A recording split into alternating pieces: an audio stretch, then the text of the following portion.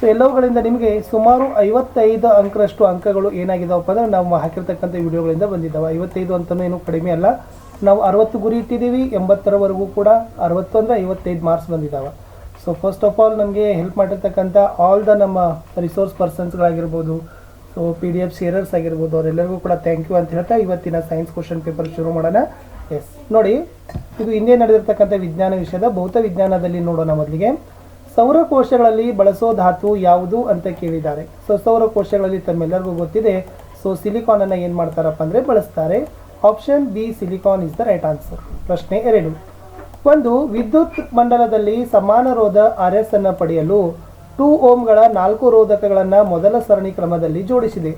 ನಂತರ ಸಮಾನ ರೋಧ RP ಅನ್ನು ಪಡೆಯಲು ಅದೇ ರೋಧಕಗಳನ್ನು ಸಮಾಂತರವಾಗಿ ಜೋಡಿಸಿದೆ. RS/RPಗಳ ಅನುಪಾತ ಎಷ್ಟು ಅಂತ ಏನು ಮಾಡಿದ್ದಾರೆ ಕೇಳಿದ್ದಾರೆ. ಇದನ್ನು ಲೆಕ್ಕ ಮಾಡಿದಾಗ ನಮ್ಗೆ ಎಷ್ಟು ಸಿಗ್ತದಪ್ಪ ಅಂತಂದ್ರೆ RS ಇದೆ 2 + 2 + 2 + 8 ಓಮ್. ಸೊ 2 ಕ್ಯಾಲ್ಕುಲೇಷನ್ ಮಾಡಿದಾಗ ನಮಗೆ ಆಪ್ಷನ್ ಬಿ 16:1 16:1 ಅನ್ನೋದು ಸರಿಯಾಗಿರ್ತಕ್ಕಂಥ ಆಯ್ಕೆ ಆಗ್ತದೆ. ಪ್ರಶ್ನೆ 3. ಚದುರುವ ಸೂರ್ಯನ ಬೆಳಕಿನ ಬಣ್ಣ ಮತ್ತು ಚದುರಿಸುವ ವಾಯುಮಂಡಲದ ಕಣಗಳ ಗಾತ್ರಕ್ಕೆ ಸಂಬಂಧಿಸಿದಂತೆ ಸರಿಯಾದ ಹೇಳಿಕೆ ಯಾವುದು ಅಂತ ಕೇಳಿದ್ದಾರೆ.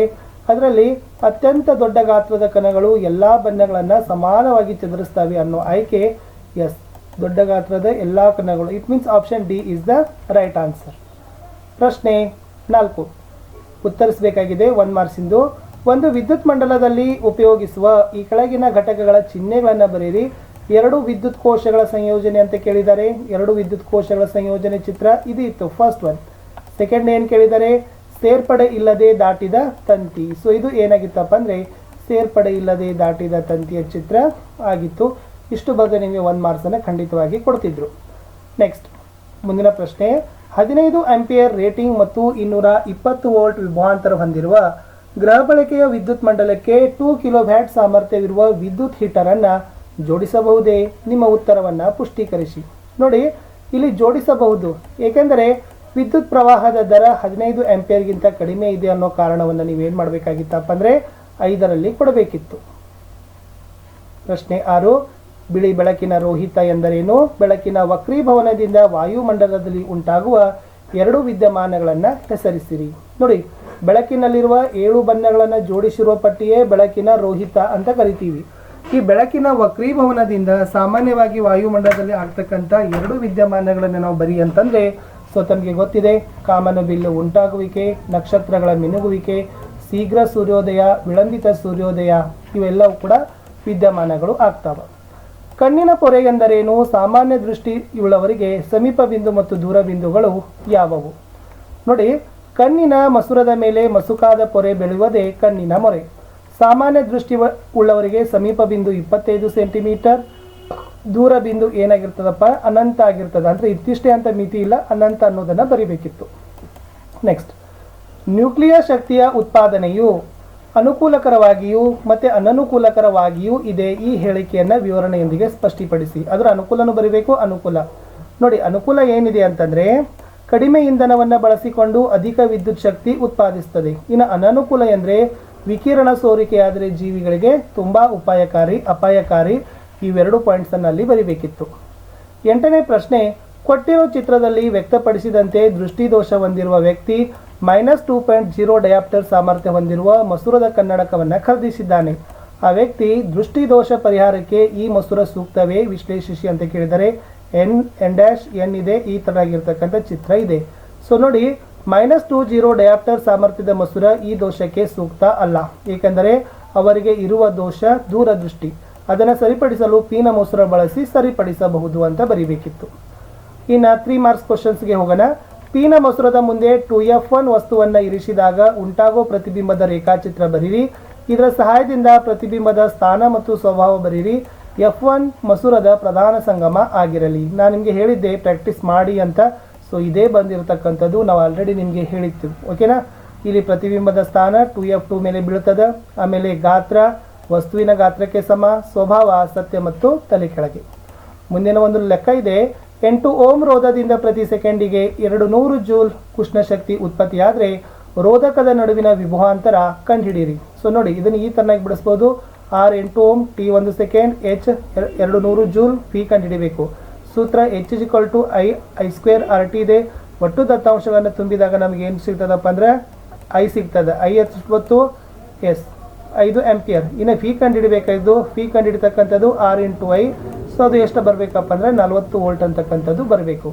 ಇಲ್ಲಿ ಇನ್ನೂ ಒಂದು ಲೆಕ್ಕ ಕೊಟ್ಟಿದ್ದಾರೆ. ಎಸ್ 300 ವ್ಯಾಟ್ ದರದ ರೆಫ್ರಿಜರೇಟರ್ ದಿನಕ್ಕೆ 6 ಗಂಟೆಗಳ ಕಾಲ ಬಳಕೆಯಾಗ್ತದೆ.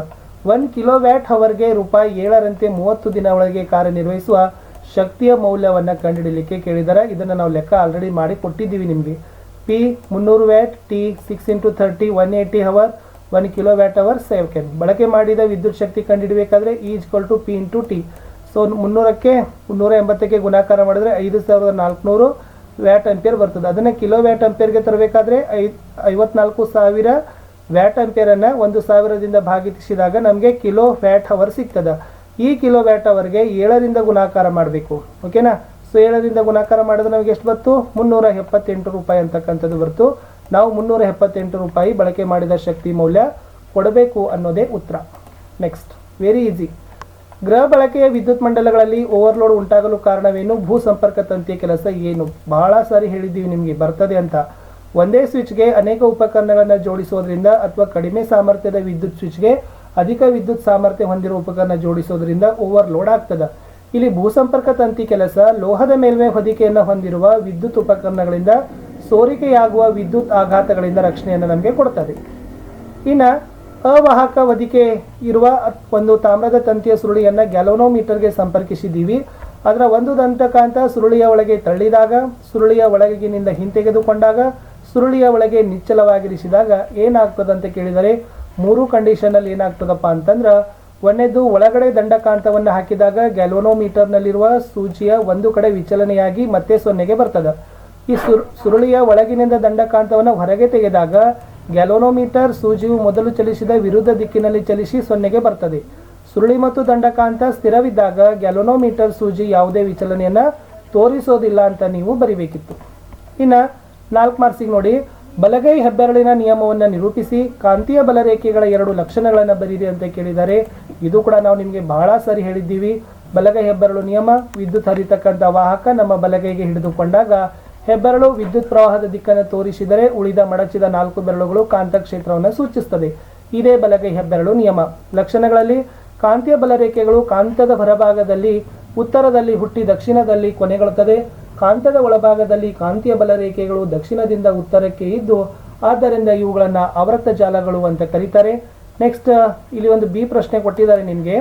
ಸೊಲೆನಾಯ್ಡ್ ಅಂದರೆ ಏನು? ಇದನ್ನು ಒಂದು ವಿದ್ಯುತ್ ಕಾಂತವಾಗಿ ಹೇಗೆ ಪರಿವರ್ತಿಸಬಹುದು?